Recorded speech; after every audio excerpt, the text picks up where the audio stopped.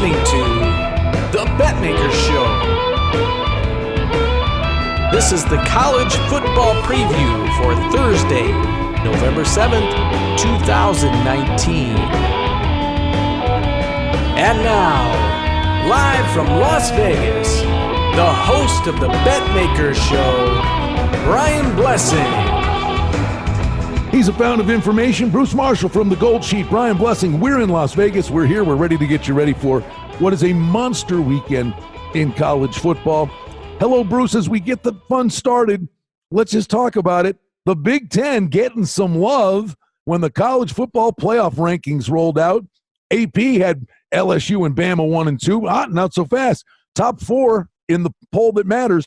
Ohio State 1, LSU 2, Bama 3. Penn State crashes the party at 4. A little Big Ten love. Yeah, I guess they're not. They wouldn't book a Penn State Clemson game and put Penn State as a favorite. I'll tell you, if they did, we know the way the traffic would be going. Yeah, they did give the Big Ten some love. We always knew that the bowl poll was going to be a little bit different than the wire service polls, just because of the way they do things. But the bottom line is here, Penn State's playing Ohio State in a couple weeks. They've also got a game we'll talk about in a minute this Saturday, which is pretty tough. And Alabama plays LSU. So this stuff will probably sort itself out by the time we get to Thanksgiving. Let's get to it. LSU, Alabama. And again, you're looking at number 2 against number 3. But number 3 is a 6.5-point favorite at home. Total on the game is 63. Is this LSU squad good enough to walk into Bama and get the job done? I don't think they are, and it's a mental thing with LSU, which has been falling short against Alabama for close to a decade now. The last game they won in this series was 8 years ago here in Tuscaloosa, 9-6 on a last-second field goal, and Bama came right back 2 months later and beat them in the championship game, 21-0. So, I mean, you got series history here. Tua, I'm almost sure is going to play here. They might be able to handle LSU without Mac Jones. But even for all of the talk about Bama being a little bit down, the defense a little bit more leaky than before, I mean, they haven't been tested yet here, really. They don't have a win by fewer than 19 at A&M. I will say this, the loser of this game is hardly out of the Final Four picture, especially if LSU's actually, the schedule is worked out pretty good for LSU. They've got some really good wins. If they lose this and don't lose the rest of the way, I think they're probably still in there. Alabama could have a little bit dicier for Alabama just because they don't have all of as many quality wins as LSU has. As crazy as that sounds, but Nick will make sure that I just have a hard time seeing Orgeron out coaching Nick, and I know everything's gone well with this new offense for LSU, but I'm not buying it here to win this one. 41-30 Alabama. I think the over is probably a pretty good spot here. They'll both score some points, but Alabama scores more of them, I think. All right, Bruce. Then we get to Penn State and Minnesota. Now, the one thing that is in play, the Penn State got some love, the Big Ten got some love, but Minnesota in the college football playoff rankings, they're at number 17 and unbeaten. Now, their schedule's been weak to this point. They are about to face the gauntlet. My question is, Penn State's laying 7, totals 47.5, 48. If Minnesota were to win this game and win out, have they been placed too low to be able to leapfrog everybody? Maybe, but that would be a crying shame. I mean, I think if Minnesota wins out, they're going to have to beat Ohio State in the Big Ten championship game. They'd be in the Final Four. You could not keep them out at that point. That's a long way to go, though. But if they did win out and they didn't put them in the Final Four, that would be a crime. I don't know that they're going to win out, but I think they might be able to win this game. Penn State is really sneaking by the skin of its teeth. This offense is not producing a lot. Just they're under 300 yards per game their last 3. And some of these wins, I mean, Michigan State is down this year. And there's a real slugfest with Iowa. I'm not sure that Minnesota, they're better than Michigan State, and they might be better than Iowa too. The defense has played extremely well. Again, lesser schedule. But the quarterback Morgan gets better every single week. They've got balance. And by the way, PJ might be in line here. Minnesota better lock him up because if Urban and some of these other guys, SC might be targeting, PJ could be option 3 or 4, option C or D, and he might listen. So we'll see what happens there. 26-21, we're going to call the upset for the Golden Gophers, and that'll make them sweat a bit in this college football bowl poll. Well, PJ Fleck, the bottom line is this guy's got them rowing the boat, as he says. They are absolutely going the right way, and he's done an amazing job. This program, we'll see what happens, and they got to sign him. You're absolutely right. Yeah, they will. And there's some jobs that there could be some really nice ones opening up, and they're going to make a run at PJ. So they better lock him up. And it's an interesting story. I didn't think Minnesota would be this good, but here we are in November. And with Baylor, we'll talk about them in a minute, a couple of the surprise teams in the country. Notre Dame's at Duke laying 8. Total on the game is 51. Duke has played a really tough schedule. They mauled Virginia Tech earlier in the year. And honestly, Bruce, if you watch that game, at Virginia Tech, you can make the case should have beat Notre Dame.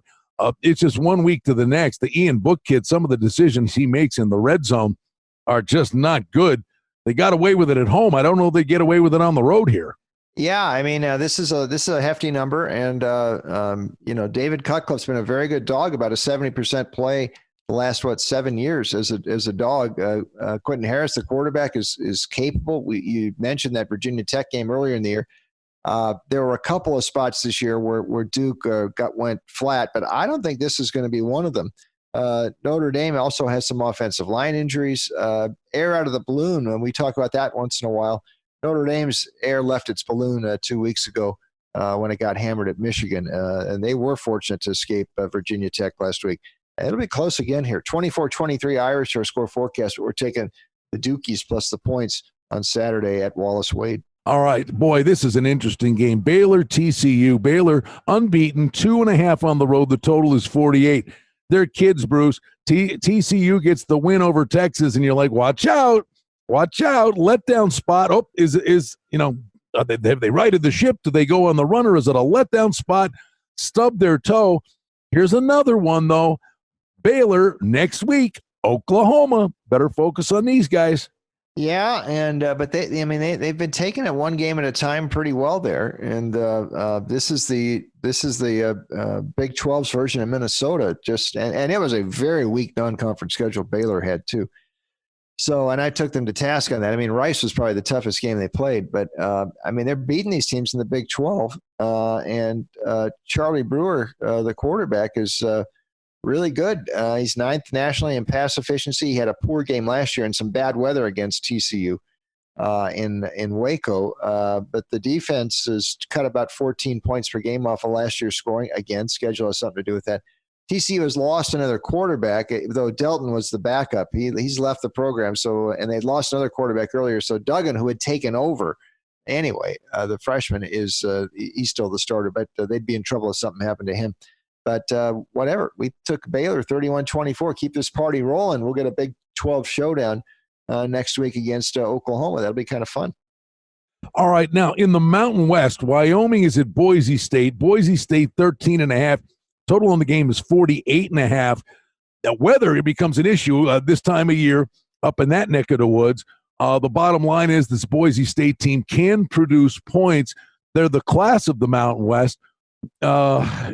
Is it a shootout? Boise State wants to try to suck them in to play an up-tempo game?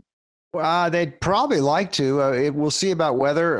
Wyoming, though, is pretty. This is an all-weather sort of team. I mean, if the weather gets nasty, they're sort of built for that because they run this old-fashioned Nebraska 1970s offense for Craig Bohl, and it can be brutally effective. Their quarterback Chambers is pretty good on these little option runs. They also have a defense that's not bad. Mountain West defense, 14th nationally at 17.6 per game. You usually don't see Mountain West defenses ranked that high. Bohl also pretty good against the spread, 10-3, last 13 against the number. And even though Bachmeier, the freshman quarterback, returned and a good freshman for Boise, they had some trouble with San Jose last week. That was not an easy game.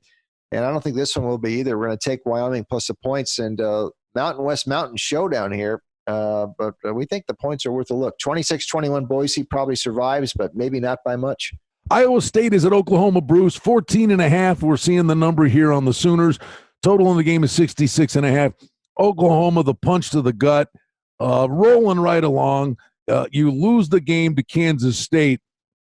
How beneficial is the fact that they had the week off to put that behind them? And, normally that would be such a punch to the gut in a week's notice. I think, boy, look out. I think Oklahoma might have a real stone in their shoe with that extra week off the loss.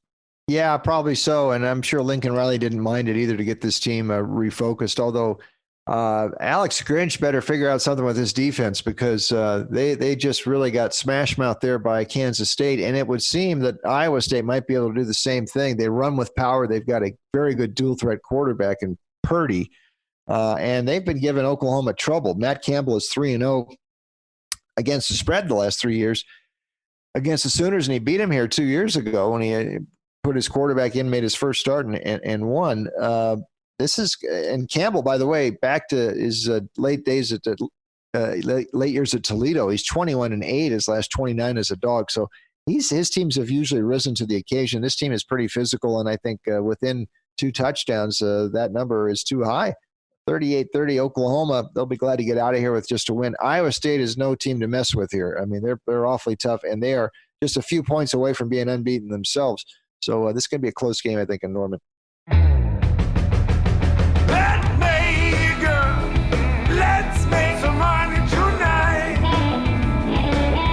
For outstanding information and special offerings and promotions, we invite you and encourage you to sign up for our newsletter today simply by going to the website at betmaker.com.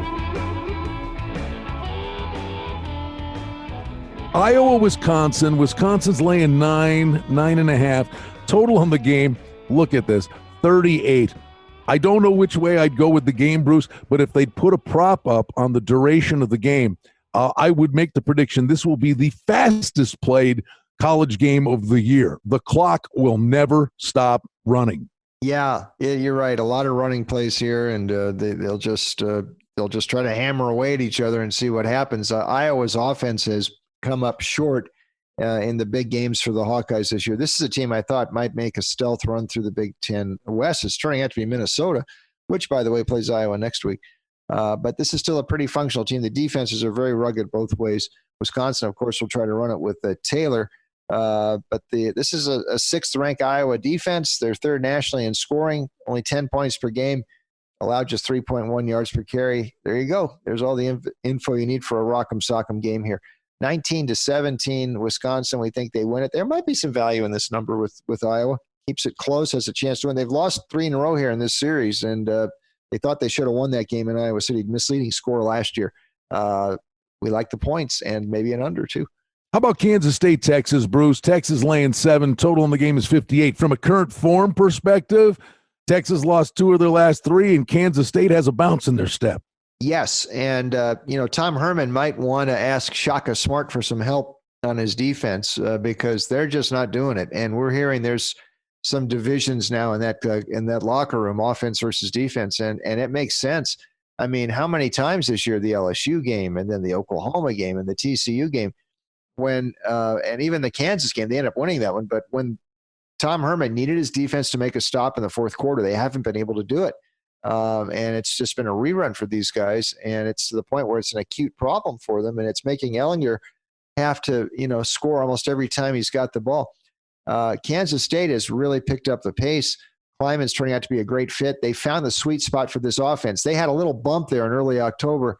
They have figured things out, and Thompson, the quarterback, and this run-heavy attack, they ran for almost 400 against Kansas last week.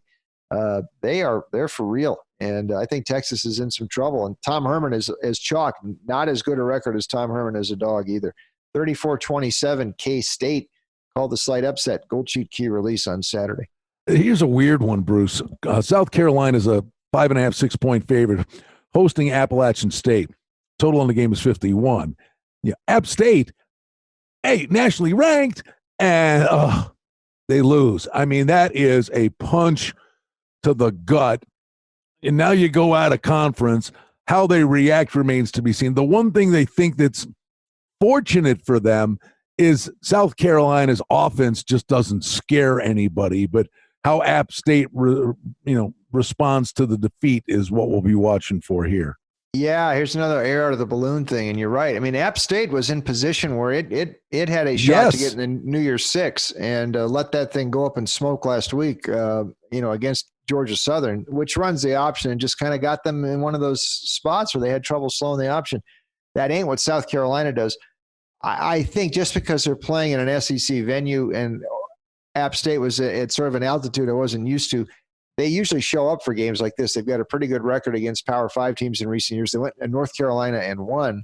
As long as they're not too the psychology doesn't work too much against them after last week, they got a shot here to hang in there at least. We had it 27-26 South Carolina. Don't trust the Gamecocks laying points. App will still show up. Thomas is still a good quarterback, and we think they keep this thing. A sneaky, interesting game is Utah State at Fresno State. Bulldogs 6 at home, 58.5. The one thing about Utah State, they are battle-tested. Man, look at the schedule they played. They are, but I think they're disappointed there. And you just watch this team and you watch the body language of this team. They have gotten smoked their last two by Air Force and BYU, and the BYU game is at home. I don't know. This is just an observation here, and a few other people watching the Mountain West are watching this too, that Gary Anderson seems a little bit disengaged here, and sometimes these sequels don't work out as well. But they're not what they were last year, and all of a sudden it's gone off the rails here for them. And Fresno won that game last week at Hawaii. Reyna putting up some numbers. Utah State, here's a number that's ghastly: 128th in red zone offense. That's bad. And Tedford is still, even though this year hasn't been a great point spread, you're 23-10 against the spread. So we took Fresno 38-27. I think Utah State's a go against right now. More than the game itself, but BYU 17 at home to Liberty. Total on the game is 58.5. And you just wonder. I mean, I always held it against Joe Paterno as a Penn State fan, going to the Big Ten. It's taken a lot of years, and I'm back on the beam. But the way they did it, Penn State, week after week, just playing the best teams in the country, it was amazing. BYU thought they were going to do the same thing. Bruce, this has just turned into a travesty. Are you kidding me? Here's BYU the next 3 weeks. They're playing Liberty, Idaho State, and UMass. What are the people in BYU thinking? What have they done to this football program? Well, this is a long story, and you're right. Now this schedule was front loaded for them, but this is the problem when you're an independent and you get late in the season and who you get to schedule. I mean, you got they are one step away from doing what the Falwells have to do at Liberty, and that's schedule New Mexico State twice. I mean, it's bad. Now Liberty might get to a bowl here with Hugh Freeze and their quarterback Calvert can throw the ball, but they stepped up sort of against Rutgers a couple weeks ago and got blown out or at least whipped. They scored points. They gave up too many. I think BYU could probably do the same here. This Liberty defense could get exposed. 38-17 BYU. Played maybe its best game of the year last week against Utah State, or as good as one of those games in September. And Liberty stepping up, I think it's going to be a problem. And we wrap it up with this, Bruce. Again, the college football playoff rankings are out. We know Ohio State, Penn State at some point will collide. LSU, Alabama colliding this week. So it's Ohio State, LSU, Bama, Penn State, Clemson, Georgia, Oregon, Utah, Oklahoma, Florida, your top 10. And Baylor unbeaten down at number 12. Is there a sneaky team coming off the pace like Zenyatta that can crash this party? Actually, I think it might be Baylor, even though the schedule, okay, it seems tougher. If Baylor can get Oklahoma, Baylor might be favored over Texas in that game. And we know, this week is a game they could win at TCU. Baylor, what if Baylor's sitting there 12-0 and beats Oklahoma again in the Big 12 championship game? And I think that would probably be the matchup. Eye on these guys. I think actually there's one. You'd hate to think a team that played Stephen F. Austin, Texas, San Antonio, and Rice in its non-conference schedule would actually get consideration for a Final Four, but these might be your guys. All right. Well, as an overview, I would just say this. Think back 4 or 5 years. How quick the turnaround for Penn State and Baylor. Yes. Oh yeah, absolutely. And the same sort of thing. I mean, kind of out of nowhere like that, and Penn State showed up out of nowhere. Still a lot of football to be played, but I'm more intrigued by the Baylor and Minnesota storylines here, which I think we got to keep an eye on these next few weeks. All right, he's Bruce Marshall. I'm Brian Blessing. The legendary publication is The Gold Sheet. We love talking football with our pal Bruce Marshall. Betmaker, let's make some money tonight. Well, that's the Betmaker Show for now. We publish multiple times each week. We'd like to thank you for listening, and if you liked what you heard, please take a moment to leave a rating and review, or subscribe to our show feed, or share our show with a friend or two and help us grow the show. We very much appreciate it. Visit us on the web at betmaker.com, and reminder to sign up for the newsletter. Thanks to our engineer, Darren Vandermolen, and producer, Mike Gallivan. The Betmaker Show is a production of Cardinal Marketing Incorporated. Betmaker is a registered trademark. Any rebroadcast, reproduction, or other use of this content without the express written consent of Cardinal Marketing Incorporated is strictly prohibited.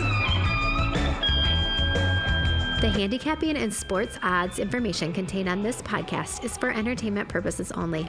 Please confirm the wagering regulations in your jurisdiction, as they vary from state to state, province to province, and country to country. Using this information to contravene any law or statute is prohibited. The podcast is not associated with, nor is it endorsed by any professional or collegiate league, association, or team. This podcast does not target and is not intended for an audience under the age of 18. If you think that you have a gambling addiction, stop this podcast now and please seek help. Gambling and betting on sports is a form of entertainment and should be about having a good time. But when done excessively, it may negatively affect other areas of a person's life, such as their physical and mental health, school or work performance, finances, and/or interpersonal relationships. At betmaker.com and the Betmaker Show, we're concerned about the addiction that gambling may cause, and for this reason, we encourage everyone to practice responsible gambling. An approach to gambling that helps you ensure that it remains an enjoyable activity. Here are the main principles of responsible gambling. Don't think of gambling as a way to make money. Always gamble with money that you can afford to lose. Set limits and stick to them. Never chase losses. Don't gamble when you're depressed or upset, and create a healthy balance. Always be aware of how much time you spend gambling or thinking about gambling. And do not allow gambling to cause you to miss out on time with family and friends or time spent on other activities you enjoy. By following these guidelines, gambling can be a good time and great entertainment. If you feel at any time that your gambling is taking away from important areas of your life, is causing you stress or depression, or is leading to financial losses that are beyond your control, please reach out for help. Learn more at responsiblegambling.org.